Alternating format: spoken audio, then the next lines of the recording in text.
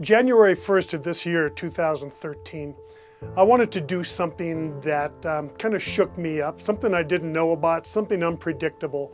So I went to a country that I'm not going to mention. It's about 98% Muslim. The reason for going to this country is I was going to be meeting with an individual who's a teacher. He actually runs a school, and he's a Christian. And he invited me to come up and see how his school operates. And I said, how are you getting away with this? How can a Christian man come into a Muslim country and teach them Christian principles?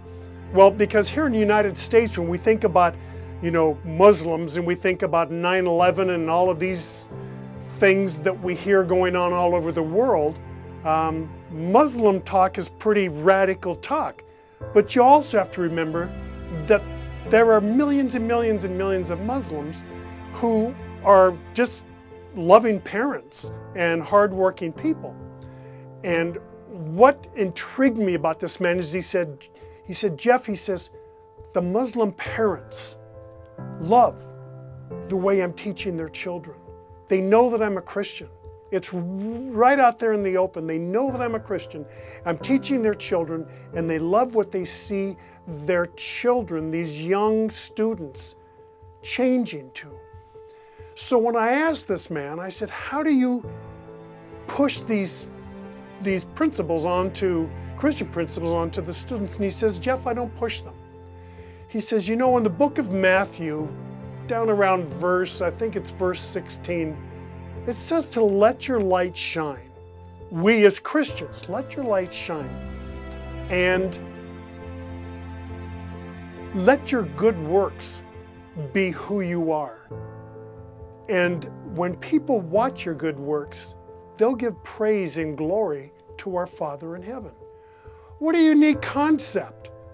In other words, what he's saying is with these Muslim students who are coming from Muslim homes, Muslim mom and dads, just let your light shine as a Christian. And then I said, wait a minute. In other words, what we are to do is to live out the Christian life that you know as a teacher or whatever you're doing. Maybe you're a house painter. It doesn't matter. Maybe you're an accountant and a Muslim comes to you for accounting. Let him see your light.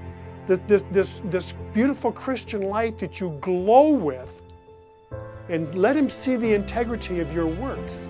But you also need to remember that not all Muslims are like what you see on the front of the national newspapers, where they're suicide bombers and they're ramming cars into things that are full of explosives and all of these terrible mutilations and all the stuff that's going on.